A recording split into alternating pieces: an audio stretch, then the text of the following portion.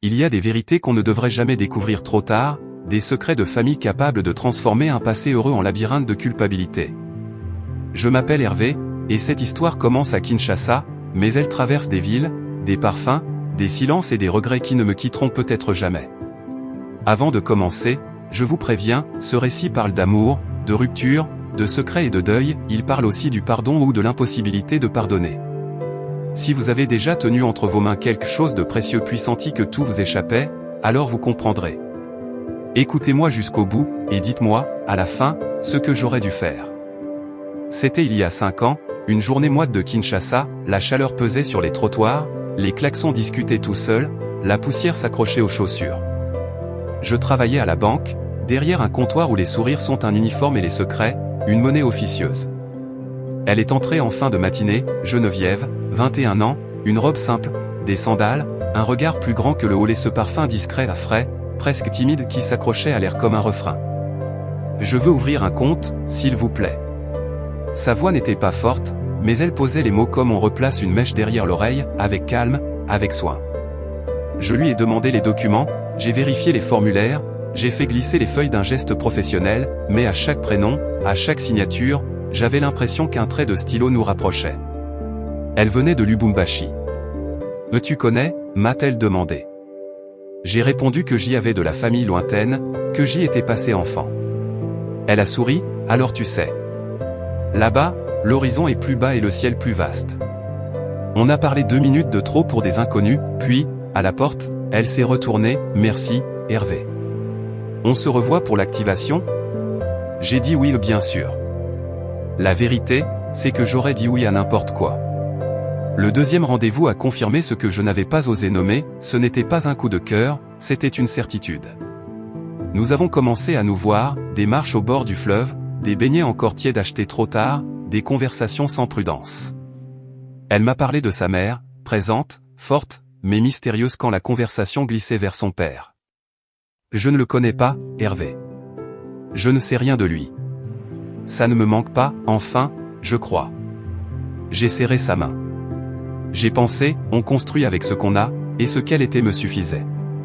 Nos mois ont pris le rythme des petites habitudes, les messages du matin, les photos mal cadrées, les films qu'on n'a jamais finis, l'odeur de son parfum sur mon t-shirt les jours de pluie. Elle a gardé sa douceur, j'ai appris à me taire quand elle regardait par la fenêtre trop longtemps. On s'aimait, sans gloire, sans plan et c'était bien. Aimer n'empêche pas les fissures, parfois les horaires, parfois des mots mal rangés. Chez nous, c'était un mélange de fatigue et de fierté. Nous nous sommes éloignés sans le dire, puis un soir, nous avons prononcé le mot qu'on évite, arrêtons. Pas de cris, pas de verre brisé, juste 2 personnes qui se remettent à respirer chacune de leur côté. Les premiers jours, j'ai tenu bon. Elle m'a écrit qu'elle ne dormait plus, elle hésitait, vacillait. Moi aussi, mais je me refusais à reculer. Puis, le premier week-end après la rupture, j'ai appris qu'elle avait couché avec quelqu'un. J'ai senti quelque chose se casser en moi, pas seulement la jalousie, plus profond, une défaite intime. Alors j'ai tranché net, on ne se remettra pas ensemble. Je l'ai bloquée. Partout. Le lendemain, elle m'a envoyé un message via le téléphone d'une amie, « Tu vas vraiment me bloquer ?» Je n'ai pas répondu, m'a dit contre la tempête. Quelques jours plus tard, un colis est arrivé. À l'ouverture, l'odeur m'a frappé, son parfum, exactement, comme si elle venait d'en asperger le carton. À l'intérieur, mes affaires oubliées chez elle, et une petite boîte, 2 bracelets de couple, sobres, jolis, avec un mot. Je les avais achetés pour nous. Garde-les ou jette-les, je m'en fous. Bonne chance. J'ai reposé la boîte, le cœur emballé. D'un côté, l'envie violente de la rappeler, de lui dire que ce parfum m'ouvrait la poitrine, de l'autre, la conviction sèche que je devais tenir. J'ai choisi le silence. C'est trop tard. Il faut avancer. Mais certains parfums ne s'évaporent pas, ils restent dans les couloirs et dans la tête. Quelques jours passent. Un soir, mon père me demande de passer. Il tient sa tasse comme un homme qui cherche des mots au fond du café. Nous n'avons jamais été très proches. Il me regarde longtemps, puis dit, « Hervé, il y a quelque chose que je dois te dire. Quand j'étais jeune, j'étais au grand séminaire. Je me préparais à devenir abbé. J'ai quitté. Avant de partir, J'ai laissé quelqu'un. À Lubumbashi.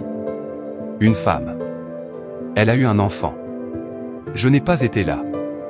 Le temps s'arrête. Il parle comme si chaque syllabe lui arrachait un morceau de gorge. C'était il y a longtemps. Je n'ai jamais su parler de ça. J'ai honte. La fille s'appelle Geneviève. Le prénom me claque en plein visage. Mes mains deviennent étrangères. Quel âge? Le même que, tu connais.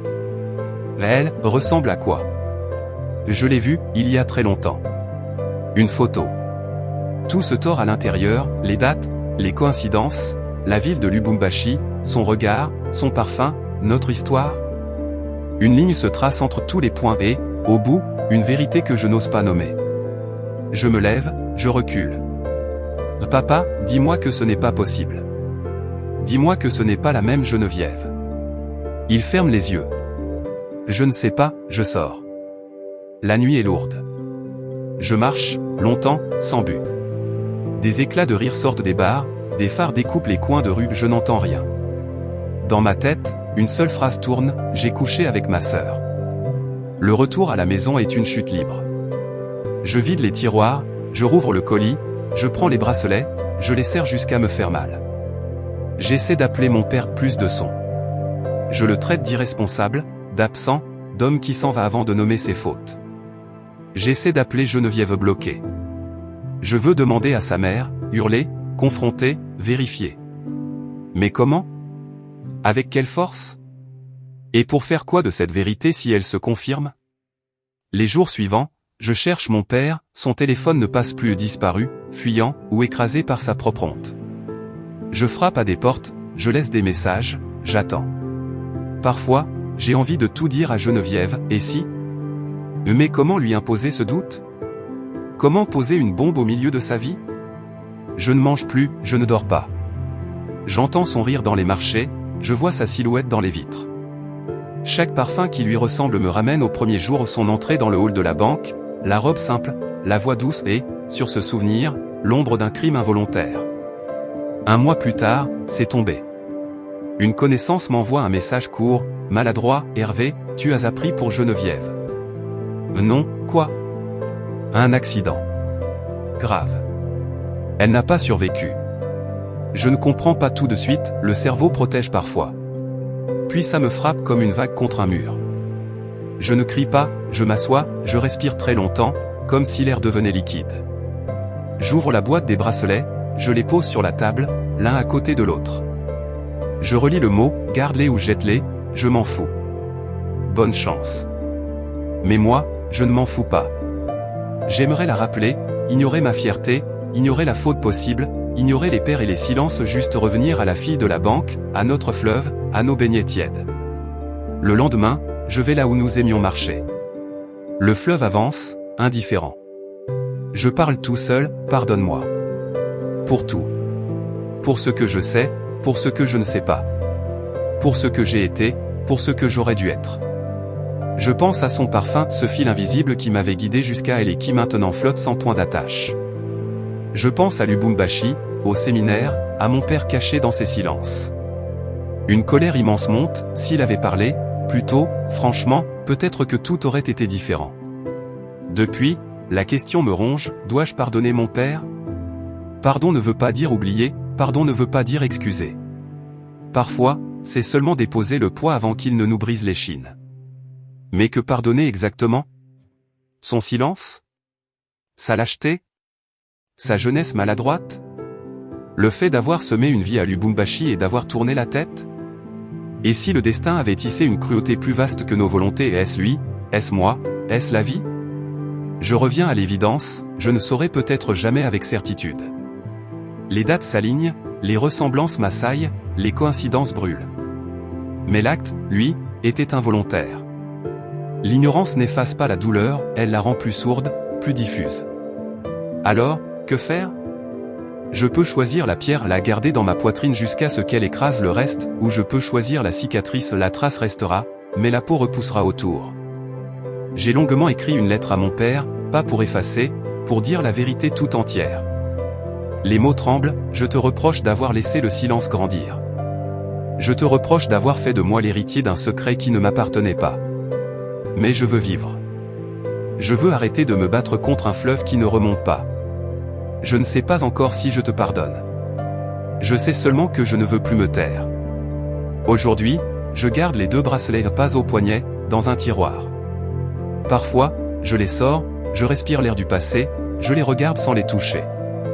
Ils me rappellent qu'un amour peut être beau même si la vie l'a brisé, qu'un secret peut défigurer une histoire sans la faire disparaître. Je marche encore au bord de l'eau, je parle à Geneviève comme on parle à un rêve qu'on a peur d'oublier. Je lui promets d'être meilleur que nos pères, plus franc que nos silences, plus courageux que nos fiertés. Je lui promets de ne plus jamais laisser une vérité naître dans l'ombre. Alors dites-moi, dois-je pardonner mon père? Le pardon est-il une trahison envers Geneviève, ou la seule façon d'empêcher le passé de nous engloutir? Dites-moi, sincèrement, ce que vous feriez à ma place et que cette histoire serve au moins à briser un silence de plus.